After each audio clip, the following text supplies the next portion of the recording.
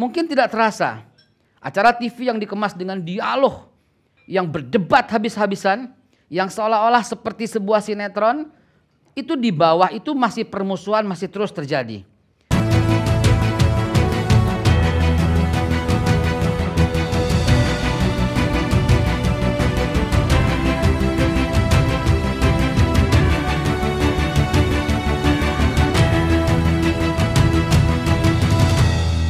Pertama, saya ucapkan terima kasih yang sebesar-besarnya. Berangkat dari keprihatinan, sebagaimana sebagian telah hadir di acara televisi kami, Cyber TV, yang tiba-tiba Cyber TV itu hilang entah kemana. Ada apa? Kenapa dihilangkan? Kenapa di-ban? Kenapa ditutup? Dan ini teriring dengan Facebook yang diambil, teriring dengan Twitter yang diambil, teriring dengan YouTube yang diambil. Ini ada apa gitu loh. Dan akhirnya saya mulai mengamati selama 1 tahun 2 tahun ini. Perlu bapak-bapak dan ibu-ibu sekalian, dengan segala rasa hormat yang saya ucapkan terima kasih sebesar-besarnya. 1 bulan kurang lebih saya berada di 100 titik. Dan saya membatasi 100 titik 1 bulan. Di bawah itu sudah sangat mengkhawatirkan. Apakah pemerintah tahu hal ini?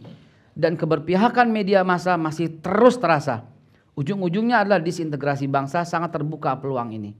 Karena itu pada malam hari ini, para tokoh yang hadir saya ucapkan terima kasih, jazakumullah khairul jaza. Bicaralah, karena ini akan saya jadikan dalam sebuah buku. Buku itu saya beri judul 33 tokoh bicara soal persatuan dan kesatuan bangsa. Buku ini akan kami bagikan kepada semua anggota DPR, MPR, akan kami bagikan kepada wartawan-wartawan, kepada media massa bahwa di bawah ini ada sesuatu yang harus kita seriuskan. Mungkin tidak terasa, acara TV yang dikemas dengan dialog, yang berdebat habis-habisan, yang seolah-olah seperti sebuah sinetron, itu di bawah itu masih permusuhan masih terus terjadi. Para tokoh yang diundang setelah itu bersalaman, mungkin ngopi-ngopi dan berketawa-tawa bercanda-canda. Tapi saya yang berada di bawah dengan 1 bulan rata-rata 100 titik, sangat merasakan tidak boleh masuk ke sini, tidak boleh masuk ke situ, di sini digembok, di sana dijaga polisi, akhirnya disintegrasi bangsa sangat terjadi peluangnya. Saya cuma mau ngasih pengantar. 630 Masehi. Kurang bermusuhan apa? Penguasa pada waktu itu adalah Abu Sufyan. Dan dia memusuhi tokoh agama pada waktu itu. Siapa lagi kalau bukan Nabi Muhammad SAW. Dan kemudian masa berganti ketika Nabi Muhammad terusir dari tempatnya, kota Mekah. Dan kemudian di Madinah, dan kemudian Nabi Muhammad kembali. Apa yang dilakukan Nabi Muhammad dengan kemenangan dan beliau menjadi kepala negara? Apakah menangkap atau memenjarakan atau bahkan membalas perlakuan Abu Sufyan? Karena Abu Sufyan adalah perancang perang Badar, perancang perang Uhud, perancang perang Khandaq, dan berupaya membunuh Nabi. Tapi dengan gagah perkasanya Nabi di atas kudanya berkata, siapa yang masuk ke rumah Abu Sufyan berarti dia aman. Siapa yang masuk ke dalam Ka'bah dia pun aman. Dan siapa yang masuk ke rumahnya masing-masing aman. 2 tokoh yang berseteru tiba-tiba bersama-sama membangun kota Mekah dan Madinah. Padahal berbeda akidah. Dan ini diikuti oleh pendahulunya, oleh berikutnya. 636. Ketika pendeta Sopranios mengusir semua orang-orang Islam yang ada di Yerusalem. Di tahun itu kemudian Khalifah Umar bin Khattab mendatangi setelah tentunya pasukan mengambil alih Masjidil Aqsa. Dan apa yang dilakukan Umar? Umar bin Khattab malah menggendong anak-anak kecil yang ketakutan bersembunyi di gereja. Dan Umar bin Khattab menulis perjanjian Wa'dal Umariyah. Umar bin Khattab melarang mengganggu gereja, melarang mengganggu sinagoga, melindungi para salib dan melindungi para pendeta dan para rahib.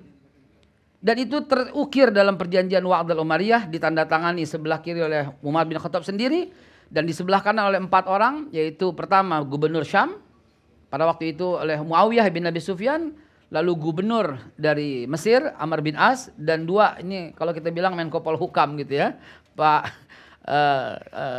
kalau Pak Mahfud ya, Pak Mahfud mengucapkan selamat atas acara ini. Saya cuma melapor pada beliau.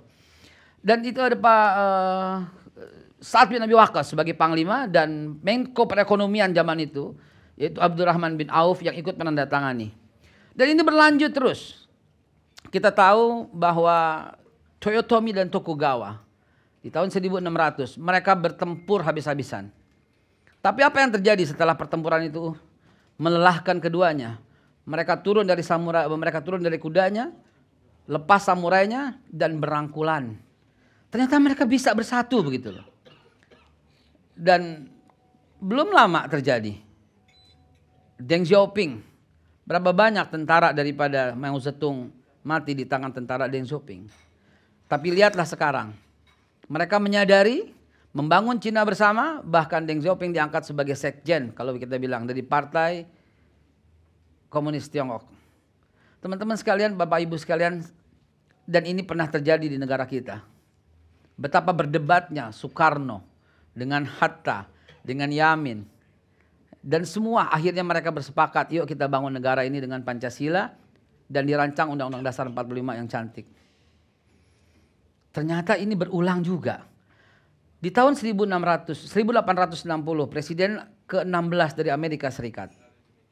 Lagi perdebatan yang begitu sengit antara Abraham Lincoln dengan William Seward. Sampai-sampai satu hari sebelum pemilihan, Abraham Lincoln punya inisiatif untuk datang ke tempat William Seward. Dan apa kata William Seward? Itu monyet ngapain datang ke tempat saya? Dan terdengar oleh Abraham Lincoln. Usir monyet itu katanya. Dan ternyata setelah esoknya pemilihan, Abraham Lincoln lah sebagai Presiden Amerika Serikat. Dan apa yang dilakukan oleh Abraham Lincoln? Mengangkat Seward sebagai Secretary, Head of State-nya. Masih tersegar dalam ingatan kita, Hillary menampilkan Obama sebagai tokoh yang sangat radikal. Dituduh ekstremis, dituduh teroris dan sebagainya. Tapi ketika mereka berseteru dan kemudian keputusannya Presiden ke-44 adalah Barack Obama, keesokannya dia mengangkat Hillary sebagai Menteri Luar Negerinya. Di bawah aroma dan cacian pengkhianatan itu ada. Yaitu ketika 13 Juli 2019 di Lebak Bulus, Pak Prabowo menerima sebagai Menteri Pertahanan dari Pak Jokowi. Di bawah rame dengan kata-kata pengkhianat, sampai detik ini tidak selesai kata-kata pengkhianatan itu. Kalau kita melihat sejarah, apakah tidak bisa bangsa kita menjadi bangsa yang besar seperti itu? Para tokoh sudah melaluinya. Karena itu teman-teman sekalian, para bapak yang sangat saya hormati, sangat saya muliakan, sekali lagi terima kasih yang sebesar-besarnya atas kehadiran ini. Beri kami yang muda-muda ini masukan, saran, dan silang pendapat untuk kami masukkan dalam buku. Dan buku itu akan kami sebar sesebar-sebarnya.